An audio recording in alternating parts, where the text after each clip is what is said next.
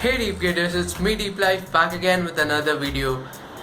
And we had 1500 subscribers and now we have 3000 subscribers, which is amazing. Thanks for all the love. And in this video I'll be showing you all the things that you'll need to start your painting journey. So without any further ado, let's get started. So the first thing that you'll be needing is a cardboard, because all the mess that will happen when you paint, look at it. It is going to be messy, so you will need something to lay beneath. And I don't use plastic because again and again you have to change the plastic sheets and it is not at all eco-friendly. So I use something like a cardboard, and then you can fold it and keep it somewhere in your room.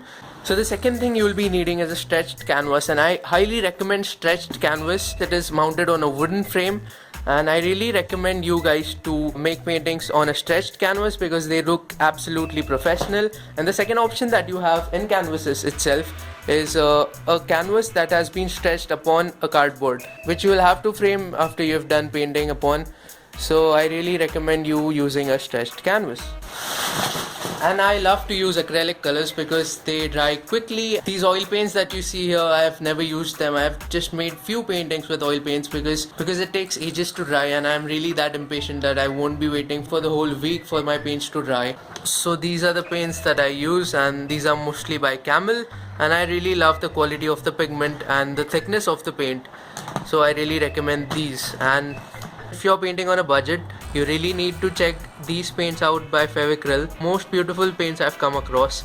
They have got this glittery finish inside them, which is absolutely stunning, and I really love these paints. They come for mere 20 rupees. Or if you're really serious about making beautiful paintings on large canvases, you need to go for these paints. These come for around 80 to 85 rupees, and the quality of the pigment is amazing. These paints are really not that viscous, but these ones are very viscous. So if you want to start painting and start experimenting with acrylics, you've never been painting before with acrylics, or you used to paint with watercolors in your 7th or 8th standard, I really recommend you guys to go ahead and purchase these paints and try painting, and I bet you really will fall in love with acrylic paints. So yeah, these are the colors that I use. So the next important thing that you'll be needing are paint brushes, and I don't remember what number brushes they were so that I can give you the exact sizing, but I call them small, medium and large. I even use the larger brushes for giving a base coat. So these were the two brushes that I used to make the KC Neistat painting, which will be linked here in the I button. So one more important tool that you can have in your arsenal is this palette knife that you can use to give this beautiful kind of texture that you give to the painting.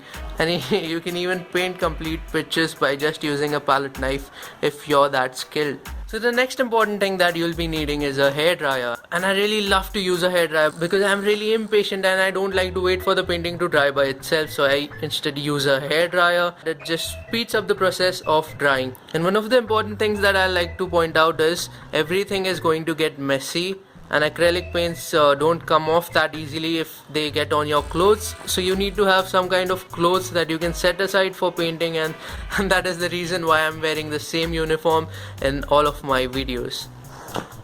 You'll also be needing some rags to clean all the mess that happens. And as you can see, everything is so colorful because I don't really wash them or change them very often.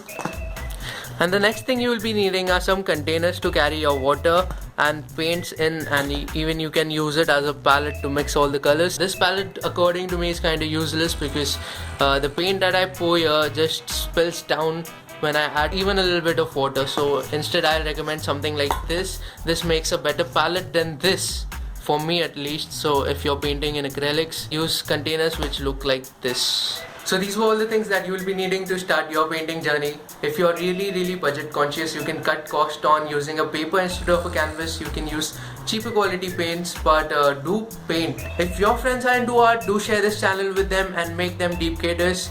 Thanks for watching this video, and I'll see you in the next one.